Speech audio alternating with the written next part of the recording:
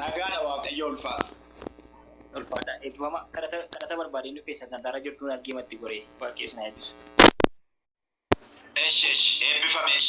Kanaaf macaafa faarfannaa 131 irra iddoo dubbisee lakkoofsa lamarra akka jedhu ani lubbuu koo urursiisee caljalchisiise.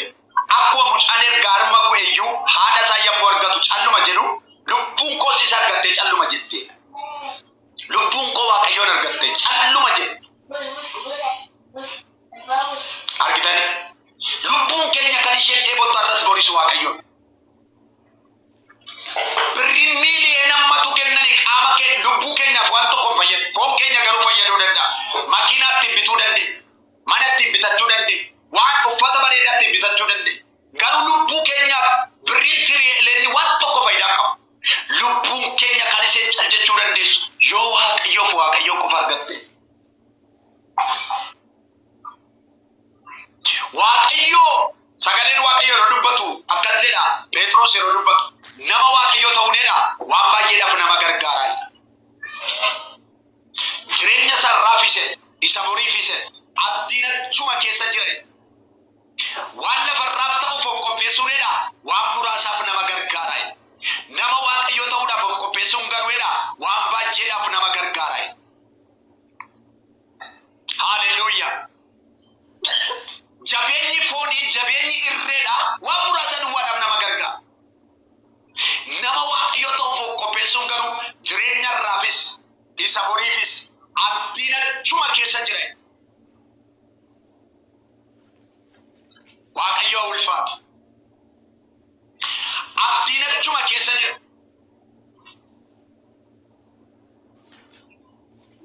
Ila argitan nama Waaqayyoof ta'uudhaaf of qopheessuu keessatti nama Waaqayyoo ta'uudhaaf jiraachuu keessatti abdii guddaan achuma keessa jira. Kottaa warri lubbuun keessa dheebottee jirti. Warri lubbuun keessa Waaqayyoon barbaadu. Yeroo hundumaayyuu Waaqayyoo jettee kan isin rakkiftu lubbuun keessa. Waaqayyoof iddoo kennaa. Waaqayyoof iddoo kennaa. Soorri lubbuudhaaf ta'u macaafa qulqulluu. Gaarii lubbuu keenyaatiif.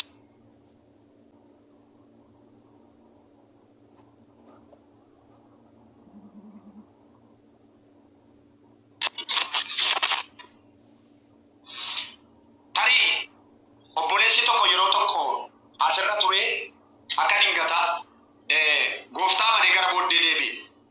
Amanee gara booddee deebi'e. Baay'ee dhukkuba cimaa dhukkubsate. Dam kaanseriidhaan kan inni dhukkubsate. Gaaf tokko asitti dhufee qalbii isaa diddiirratee Waaqayyoon kadhadheef. Akkasinaan jedhe. Ani Yihudaadha Waaqayyoon hangadee naan jedhe. Afura 666 dhaqeen harka koo kennee nan galmaa'ee dhugaadha Waaqa duratti. Afura 666 nan galmaa'ee. Erga gaafa sanaatii kaasee dhibeen kunis na qabee nagaan qabu'e halkan rafee bulu'e. Jireenyi koo baay'ee lolamaa'e. Abdiin qabu'e. Waan isin ajaa'ibu keessa akkasinaan jedhe. Araara galee Waaqayyoon hin kadhadheef. Deebi'ee dhufee akkasinaan jedhe. Erga gaafa sanaatii abdiitu natti tole naan jedhe. Rafee bule naan jedhe. Argitanii obboloota. Wanti nama gowwoomsu biyya lafaa kanarraa waan guddaatu jira. Wanti jireenya namaatiif rakkoo guddaa uumu baay'eetu jira. Garuu lubbuun keenya kan isheen itti haala galfachuu dandeessu obboloota. Waaqayyoo qofa dhaga'uudha.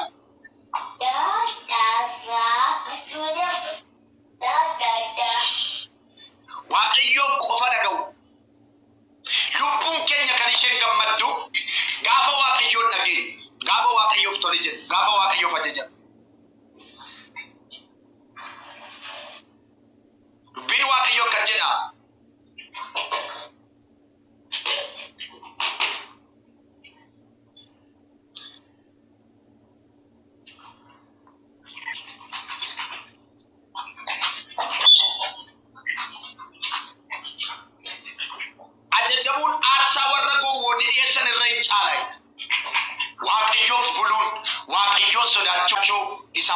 kennuu isaaf iddoo kennuu. Maqaan Waaqayyoo bara baraan eebbifamu. Dubbiin Waaqayyoo akka jedhe kunoo ani balbala gubbaa dhaabadhee balbala nan rukuta. Eenyunni sagalee koo dhaga'ee balbala naa bana. Anis isaa wajjin maaddiitti nan taa'e. Amma yeroo kana Waaqayyoo sagalee isaatiin laphee kee rurrukutee balbala naa bani siin jedhaa jiru. Yooti balbala banteef nagaa fudhatee laphee kee ol gala Waaqayyo. Jaalalaan laphee kee ol gala Waaqayyo. Nagaadhaan laphee kee ol gala Waaqayyo. Araaraan laphee kee ol gala Waaqayyo. Dhaloonni nuti arginu har'aa kuni Waaqayyoon gadi baasee balbalatti cufatee ta'aa jira. Adeemsa isaatiin, jireenya isaatiin, waan ba'ee galuun, waan godhu hundumaatiin laphee isaa keessaa Waaqayyoon gadi baasee balbala cufatee ta'aa jira. Kanaaf dubbiin Waaqayyoo kan jedhe eenyunni sagalee koo dhaga'e ilaala. Ani kunoo balbala gubbaa dhaabadhee balbala nan rukuta. Sagalee koo dhaga'ee kana naaf banu yoo jiraate ani isa wajjiniin ol galee maaddiitti nan ta'a jedhe. Obboleessa koo obboleettii ko Waaqayyo si jaallata. Waaqayyo si jaallata. Jaalalli Waaqayyo siif qabus guddaa. Kottu Waaqayyoof iddoo kenne. Biyyi lafaaf wanti isa keessa jiru hundumtuu darbuudhaaf jira. Hin darba beekaa. Zinnaan biyya lafaa, qabeenyi biyya lafaa, beekumsi biyya lafaa. Wanti nuti qabnu hundumtuu wanti aduu kana jalaa hundumtuu hin darba. Waaqayyoon qabaachuun garuu bara baraan jireenya namaaf fida. Waaqayyoon sodaatanii jiraachuun garuu bara baraan jireenya namaaf kenna.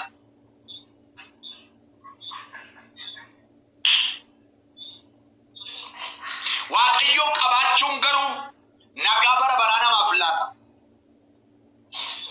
Beekumsas yoo ta'e darbuudhaaf jira. Dandeettiin yoo ta'e darbuudhaaf jira. Qabeenyas yoo ta'e darbuudhaaf jira. Fira yoo ta'e darbuudhaaf jira. Warri Waaqayyoof bulan, warri Waaqayyoon sodaatan garuu bara baraan Waaqayyoo wajjin gammaduudhaaf jira. Mana bara baraa Waaqa kan nu abdachiifame Waaqayyoo jireenya bara baraa nuuf dubbateera Waaqayyo. Abdii bara baraa nuuf galee. Tarii irra warri mana kiraayee keessa teessanii canna qabtan, gola ormaa keessa teessanii kan canna qabtan, biyya darabaa kanatti rakkina keessa kan jirtan, abdii kan kutataa jirtan, lolamaa kan jirtan, wayyoo kan jedhaa jirtan, gaa'ila keessan irraa fagaattanii, dhala keessan irraa fagaattanii, namoota baay'ee rakkina keessa dhaabattanii gara Waaqayyoo ilaalaa kan jirtan, guyyaa tokko rakkinni kun hundumtuu isin irraa dhumuudhaaf jiru. Jabaadhaa Waaqayyoon amanaa. Gara Waaqayyoo ilaalaa. Waaqayyo isin jaallata. Waaqayyoof iddoo kennaa. Waaqayyoon laphee keessan keessaaf iddoo guddaa kenna.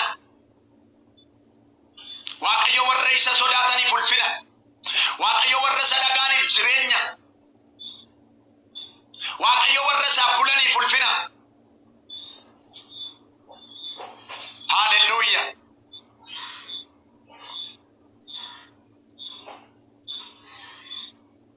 Kanaaf Daawiti jecha Daawit irraa kaasee tan dhaqe maal jedhe Daawit? Ani lubbuu koo urursiise urur jedhe callisiiseera. Akkuma gaafa mucaanii harma bu'e haadha isaa gaafa argu calluma jedhu lubbuun koo sedha Waaqayyoon argattee cal jettiidha. Abeet abeet abeet abeet. Eenyuun argatte? Waaqayyoon argatte. Argitanii? Obboloota koo Waaqayyoon argachuun waan salphaa miti beekaa. Namichatu jedhama. Namichatu baay'ee rakkata. Baay'ee.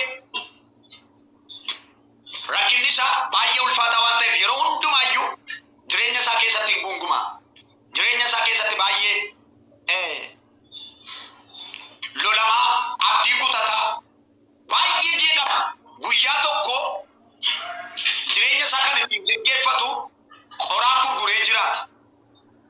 Kanaaf caakkaa deemee gara lagaa deemee qoraan kana cabsee gabaatti geessa. Akka amala isaatii irra deddeebi'ee kana waan godhuuf guyyaa tokko akkuma amala isaatii qoraan cabsee gabaatti geessuudhaaf gara lagaatti yeroo gadi bu'u waraabessa tokko arga. Waraabessi kun iji isaa lamaanuu jaama. iji isaa lamaanuu jaamaan arguu hin danda'u waraabessi kun. Kanaaf namni kun maal godha ture? Utuunni waraabessa jaamaa kana boollattirraa ilaalu naannoo keenyatti gogorri ennaa caakaa keessaa kan nyaatamtu wayii tokko jirti. Gogorriin kun fiiddee dhuftee afaan isaa keessa buuti. Waraabessa jaamaa afaan banee taa'u kana keessa afaan isaa keessa dhuftee top jettee buuti. Namichi kun akkana jedhe. Waaqayyo kunoo isa jaamaa iyyuu hin soora. Ani ija lama baadhee maaliifan hiyyeessa ta'a?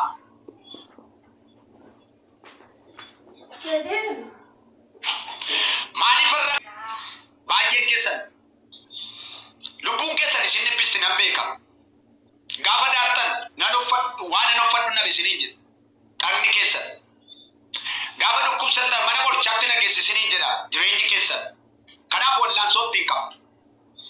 Gaafa beeloftan na nyaachisi isiniin jedha foon keessan. Isin dhiphisa. Lubbuun keessan immoo Waaqayyo nan barbaada isiniin jetti. Gaafa isin kadhannaatti dadhabdan, gaafa jireenyi keessan dadhabu, maali Waaqayyo nan yaada isiniin jetti. Isin kadhadhu isin godhu. Lubbuun keessan beela'uusaa argisiisa. Lubbuun keessan beela'uusaa. Ulfinni Waaqayyoof haa ta'u. Hallelujah. Mee anaa wajjiniin Yesus gooftaadha dubbadhaa.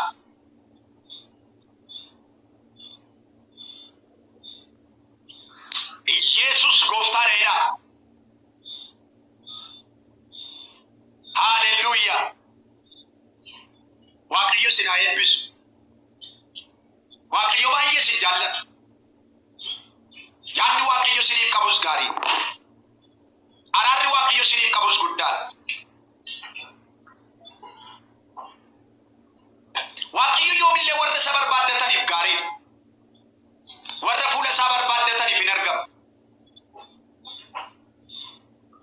An TikTokii kanarra dhufee tajaajiluudhaaf baay'ee hawwii qabaadhee miti. Garuu yeroo baay'ee wanta asirratti argu baay'ee kan namatti hin tolle.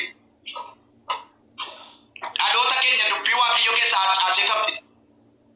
Dhaloota dubbii Waaqayyo keessaa duwwaa godhee kan fidu. Yeroo TikTokii kana jalqabe namoonni baay'een akka jedhanii dubbatan. Erga gaafa TikTokiin baname mana Waaqayyoon dhiise. Zarfii adda addaa dhiise, tajaajilan dhiise, mana Waaqayyoo keessaa bahe. Kanaaf Waaqayyootti akka natti araaramu naa kadhadhu jedhaa ture. Nama baay'ee qalbii diddiirratee deebi'aa ture gara Waaqayyoo. Karaa seexannitti tooftaa addaatiin dhokatee mana Waaqayyoo keessaa namoota hedduu guuraa jiru. Yoo nuti gaariidhaaf itti fayyadamne nu fayyada. Sagalee Waaqayyoo dhaga'uudhaaf akkasitti gaarii. Yoo itti fayyadamuu isaa wallaalle garuu mana Waaqayyoo keessaa nu baasa. Mootummaa Waaqayyoo keessaa nu baasa. Waan jallinaa jireenya namaa, waan qoqqooduu, qomoo lakkaa'u, siyaasa adda addaa, wantoota garaa garaa, waan ulfina Waaqayyoof hin taane, hiriyaa hin taane, yaada hin taane. Namoonni kanaan akka isaan laaqaman kana keessa akka isaan badan kan nama godhudha jechuudha. Egaa obboloota warri Waaqayyo isin gargaara. Har'allee jabaattanii dhaabbattanii kan jirtan. Waaqayyoof iddoo kan laattan, Waaqayyoon kan nageessa, Waaqayyoon kan sodaattan. Kana miti kan kanarra caalu sammatu dhufe, Waaqayyoof iddoo qabaadhaa.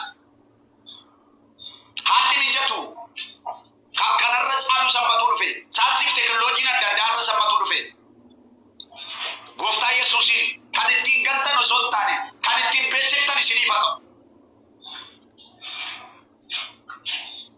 Amma ijoolleen keenya mana warra sirbanii keessa dhaqanii ta'anii sirba yeroo hundumaa laayikii godhaa oolu namoota baay'ee. Laayikii gootee sirba sanatti sirbitee jechuudha beeku.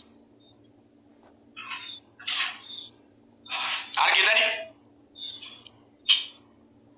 Mana nam tokko deemte keessa teessee abaluu sadarkaa akkasiirra jira mana baluudhaan ni hojjennaa fedhanii. Ati dhattee sirba san laayikii gootee taate wajjinii sirbitee jechuudha bakka. Kana duwwaa miti. Baay'een keenya maddana keessaa tu piroofaayilii hidhannee keenya laalle. Takka yeroo tokko wanti qilleensi tokko biyya kana keessatti gadhiise. Takka sirba poosti goona. Takka waan tolle poosti goona gaafii faarfannaadha gaafii lallaba. Waan meeqa meeqachuu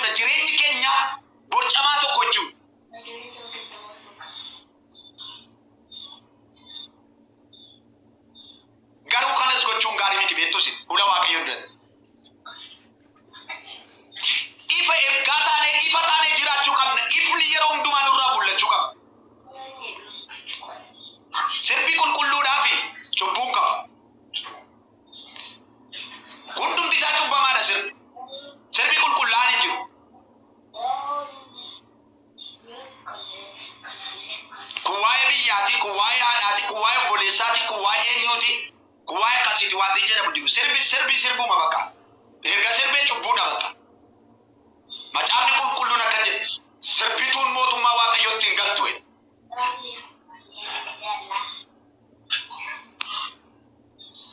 Kanaaf gamanumaan ergaan isinii dabarsu kaleessa dogoggortanii gootaniitu yoo ta'e har'aa booddee garuu akkas hin godhinaa. Dhageessaniitu waan ta'e barattaniitu waan ta'e isa nutuun beekin goone Waaqayyo nutti hin lakkaa'u. Isa nutuun hin beekin goone utuun beekin kan raawwanne. Anu gaafa jalqabaa gumbaname namallee hin beeku namnillee nan gorsine waan meeqan jenne ofuma kootii waan hundumaa isaa ajjeesti godhee akkamittiin akka maattaani ofuma kootii shaakale waan hunda isaa namni natti hin argisiif. Abbaa mafeedhin gaafadha inni siriirsee manaa fida hundumaan addii gaafadha. Lakkaan magaruu adeemsa keessa gaafan baraa dhufe maal akka inni ta'e adda baafadha. Utuun beekin isa goonne Waaqayyo nuuf hin araaramu. Garuu ergaa beekne kana gochuun garuu balleessaadha.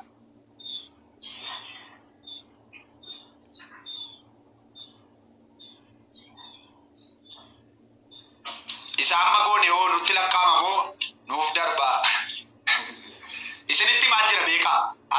Meesajii illee dubbisu yeroo baay'ee garuu isa utuu hin beekin gootan Waaqayyo isiniif dhiisaan isinii jedhaa jiru. Isiniif dhiisa. Waaqayyo akka namaa miti. Dubbii gadi kota wayna sagaleen Waaqayyo. Araaraaf hin ariifataa. Utuu Waaqayyo akka nama dubbatu adiyyuun jiru beekaa. Adiyyuun jiru hundumti keenya hin jiru. Araarri Waaqayyo guddaadha beekaa jireenya keenya irratti. Malee akka guyyaatti akka dubbii isaarra kaannutti akka balleessinutti arrabi keenya daba akka hojjetaa oolutti hiriyaa keenya garaa hamaa waan qabnutti waan meeqa dubbataa oolutti sila nuyi namarraa kana miti. Araarri Waaqayyo guddaadha waan ta'eef Waaqayyo waan nu jaallatuuf. Attamitti nu jaallata beektus Waaqayyo. Eenyummaan keenya kun fuula Waaqayyoo duratti yeroo hundumaayyuu nu biyya lafaa keessa waan jirru nama cubbamaa. Nuun arga osoo hin taane ilma isaa keessaan nu ilaala Waaqayyo. Yesuus keessaan nu arga Waaqayyo. Nu Yesuus keessa dhokannee jirra jechuudha. Isa ilmi isaa fannoo gubbaa irratti rarraafame, isa ilmi isaa fannoo irratti cinqaadhame, gatiin inni cubbuu keenya baate, gatiin inni waa'ee keenyaaf waraaname sana waan arguuf ilma isaa keessaan ana Yohaannisiin ilaala Waaqayyo. Ilma isaa keessaan si ilaala dabal. Ilma isaa keessaan si ilaala sanyii. Ilma isaa keessaan si ilaala haadha qabu. Waan ofii yaada ishii heeran ilma isaa keessaan si ilaala Waaqayyo. Kanaaf nama araarri baay'atee fiidhaniifis.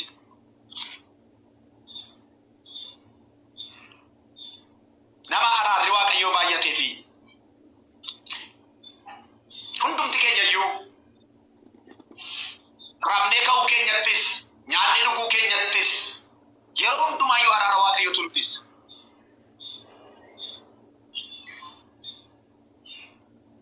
Gooftaan koo isin haa eebbisu. Jireenya keenya keessatti yeroo hundumaa maaltu jaalalli Waaqayyoo maal akka ta'e adda baasaa beekaa. Roomee 12 irratti mee sagalee kana nan dubbisa. Ergaan kun ergaa yerootu waan ta'eef. Roomee 12 lakkoofsa tokko akka jedhu dhiifama. Akka jedha ammas yaa obboloota koo araara Waaqayyoof jedhaatiin namummaa keessa qulqullaadhaaf Waaqayyoon duratti fudhatamaa akka ta'utti aarsaa jiraatu gootanii akka dhiyeessitan isin nan gorsa. Akkasittiin hafuuraaf Waaqayyoof hin sagadu. Fakkeenya jireenya baraa isa darbuu kana duukaa hin bu'inaa. Jaalalli Waaqayyoo isa kam akka ta'e gargar baasuudhaaf yaada garaa keessanii haareffachuudhaan of diddiiraa. Jaalalli Waaqayyoon immoo waan gaarii ta'e, waan isa duratti fudhatamaa ta'e, waan akeeka isaa fiixaan baasu hubachuudha. Ayyaana isa anaaf kenname namni waan yaaduun isaaf ta'u caalaattis akka of hin yaadneef tokko keessanitti nan hima. Garuu adduma addaan akka amantii isaaf.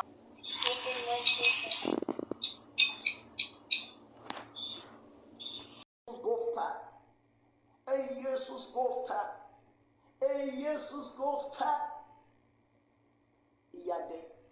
iyyaadde inni manaa si baasee amanamaadha. Iyyaadde inni dandees jalqabse sun iyyaadde inni daaddees jalqabsiise amma ammaatti si deebisaa jiru sun amanamaadha. karaa ga'ee yaadan jijjiiruun, karaa ga'ee humnaan fixuun, karaa ga'ee haasaan fixuun, karaa ga'ee baay'atan fixuun.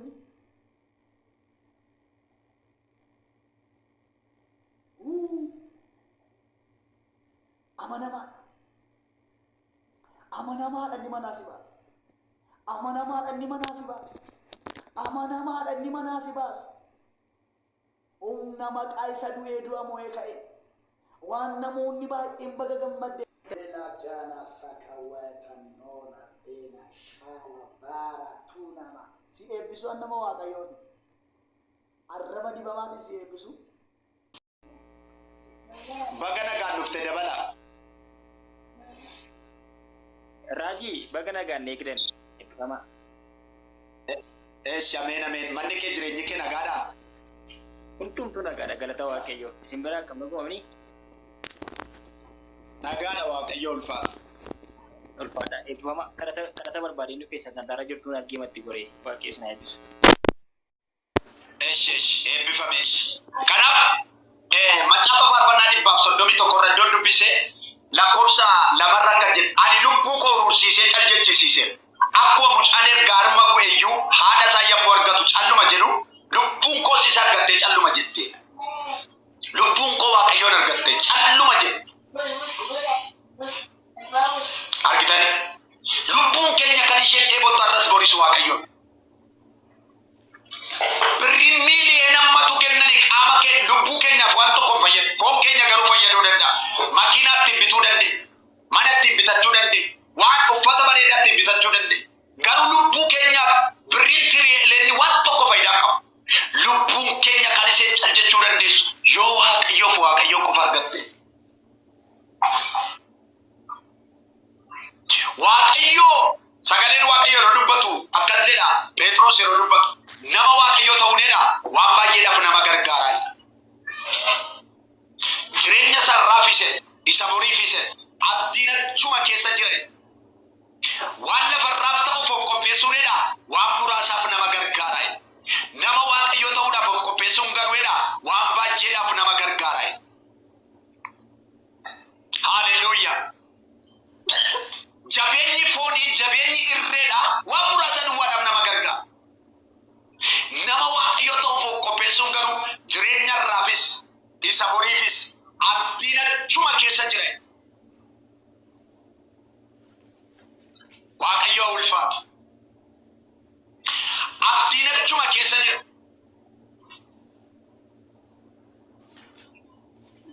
Ila argitan nama waaqayyoof ta'uudhaaf of qopheessuu keessatti nama waaqayyoo ta'uudhaaf jiraachuu keessatti abdii guddaan achuma keessa jira. Kottaa warri lubbuun keessa dheebottee jirti. Warri lubbuun keessa waaqayyoon barbaadu. Yeroo hundumaayyuu waaqayyoo jettee kan isin rakkiftu lubbuun keessa. Waaqayyoof iddoo kennaa. Waaqayyoof iddoo kennaa. Soorri lubbuudhaaf ta'u macaafa qulqulluun. Uffannaa gaariin lubbuuf ta'u macaafa qulqulluun. Dubbii waaqayyooti. Gaariin lubbuu keenyaatiif.